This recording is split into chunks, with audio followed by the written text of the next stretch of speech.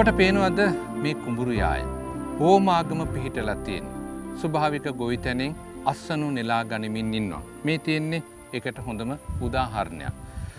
මේ ඉන්නේ කෘෂි විශේෂඥයෙක් පාරම්පරික දැනුමෙන් පොහොසත් පී ගුරුසිංහ මහතා. ඔහු ජීවිතේ කැප කරලා තියෙන්නේ මේ ස්වදේශීය ඥානයත් එක්ක සුභාදහමේ ගොවිතැන ප්‍රවර්ධනය කිරීම අරමුණු කරගෙන.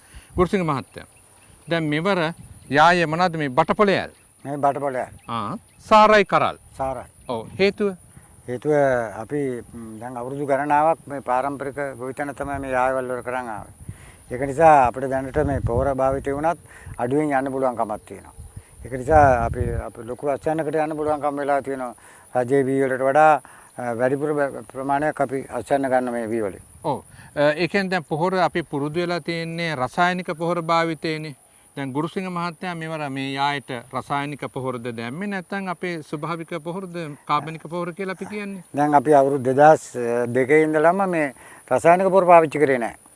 අපි කාබනික පොහොර තමයි පාවිච්චි කරේ. මේ HS පැලට් කියන පොහොර එක තමයි අපි පාවිච්චි කරන්නේ මේ. ඒ පොහොර තමයි අපි හැමදාම මේකට දාන්නේ. අපේ දිස්ත්‍රික්ක 19 ගොවි මාත්‍රුත් පාවිච්චි කරන්නේ මේක තමයි. ඉතින් මේක නිසා අපිට ලොකු අස්වැන්නකට යන්න පුළුවන් කමක් වෙලා තියෙනවා.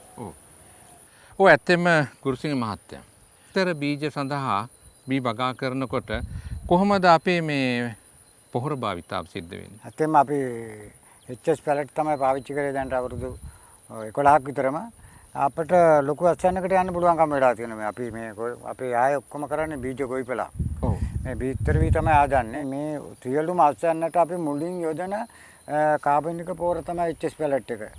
අපි අක්කරයකට කොට 6ක් විතර පාවිච්චි කරනවා.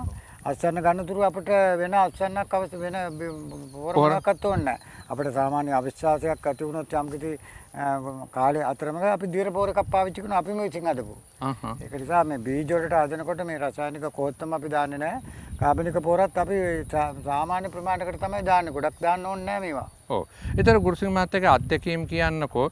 දැන් මේ විදිහට මේ සුභාදහමේ පොහොර ශක්තියක්නේ අපි යොදාගන්නේ. එහෙම වුණාට පස්සේ මේ පැල රෝපණය වීමේ ශක්්‍යතාවය කොහොමද? රසායනික පොහොරද වඩා හොඳ කාබනික පොහොරද හොඳ? ඇත්තම කාබනික පොහොර වල තියෙන රසායනික පොහොර දෙතුන් මතාවකට යොදනෝනේ. ඔව්. කරල් වලට මේ බාණ්ඩි වලට එහෙම කියලා. දැන් අපේ මූලික පොහොර ටිකේ තියෙන ඒක තියෙන පොහොර ටිකෙන් මූලික පොහොර ටික ගහට මුලදී දැම්මාම ඒක අස්වැන්න කපනකම් මෙච්චර තමයි ඕනේ.